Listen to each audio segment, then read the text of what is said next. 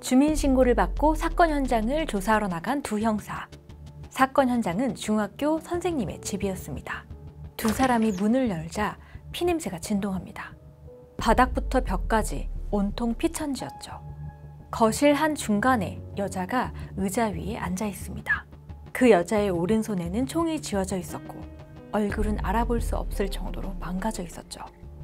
총을 활용한 자살이었습니다. 두 사람은 2층으로 올라갔습니다. 2층에는 그녀의 방으로 보이는 깨끗한 방이 하나 있었습니다. 그리고 책상 위에 놓인 액자, 그 사진 속에는 금발의 소년이 활짝 웃고 있었습니다.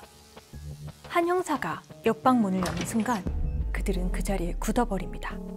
1층처럼 모든 피가 흩뿌려져 있었고 침대에는 아이가 누워 있었습니다. 얼굴을 알아보지 못할 끔찍한 형체로 말이죠. 벽에는 피로 휘갈겨 쓴 문장이 있었습니다. 사건이 수습되고 그 집으로 이사 온 한 청년이 있었습니다. 그 청년의 이름은 조슈아. 그는 어릴 적 이 마을에서 자랐고 도시에서 살다가 모교의 선생님으로 돌아온 것이었죠. 사람들은 왜 새로 이사 온 청년이 그 끔찍한 집에 사는지 궁금해했죠. 그는 자신은 귀신을 믿지 않고 그러니 싼 집에 살면 좋지 않냐고 대답했지만 사실 그에게는 다른 목적이 있었습니다. 2달 전 그는 수상한 메일을 한 통 받았습니다.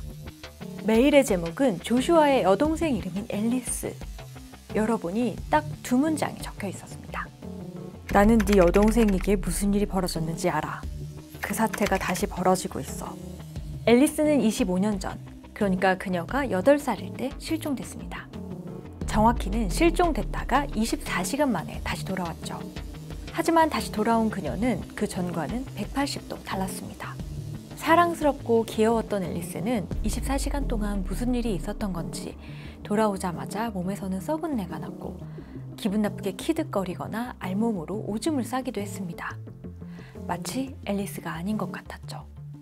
앨리스는 그렇게 2달 정도 있다가 불의의 사고로 죽고 맙니다. 사람들은 귀신이 들렸다, 미스테리다 라며 수군거렸지만 조슈아는 이 모든 것을 알고 있었습니다. 앨리스가 실종되던 날 같이 있었기 때문이죠. 조슈아와 앨리스는 7살 차이로 어딜 가나 같이 붙어 다니는 아주 사이좋은 남매였습니다. 하지만 조슈아는 10대 후반이 되면서 점점 앨리스와는 거리를 두고 질 나쁜 양아치들과 몰려다니기 시작합니다.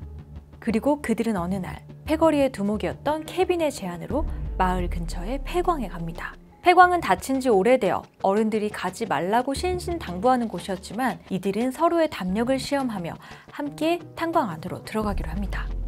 단단히 잠겨있는 해치를 열고 들어가니 계단이 나왔고 그 계단을 따라 내려가니 커다란 동굴이 나왔습니다.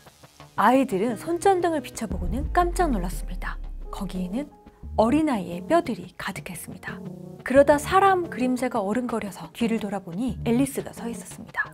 한밤중에 나가는 오빠가 걱정돼서 뒤를 따라 나온 것이었죠. 조슈아는 해골을 보고 겁에 질린 앨리스를 데리고 동굴을 나가려 했지만 그 앞길을 케빈이 막습니다. 못 나가. 얘가 밖에 나가서 나불대면 어쩌려고.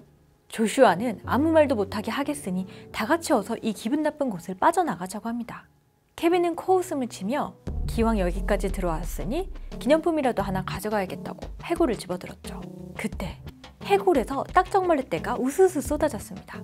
벌레들은 순식간에 케빈의 몸을 뒤엎었고 친구들은 순식간에 계단을 뛰쳐올라갑니다. 손전등을 갖고 있는 건 앨리스와 조슈아 뿐이었고 다급해진 케빈과 여자친구는 손전등을 내놓으라며 그들을 쫓아갑니다. 열받은 케빈은 해치를 열 때 썼던 쇠 지렛대로 앨리스의 머리를 내리쳤죠. 조슈아는 쓰러진 앨리스를 보고 어쩔 줄 몰라 하지만 친구들은 유유히 손전등을 가지고 계단 위로 올라갑니다. 조슈아는 그들이 나가서 구조 요청을 할 거라고 생각했지만 그들은 해치를 굴고 들어갔죠. 조슈아와 앨리스는 꼼짝없이 탄광에 갇혔습니다. 그리고 다음 날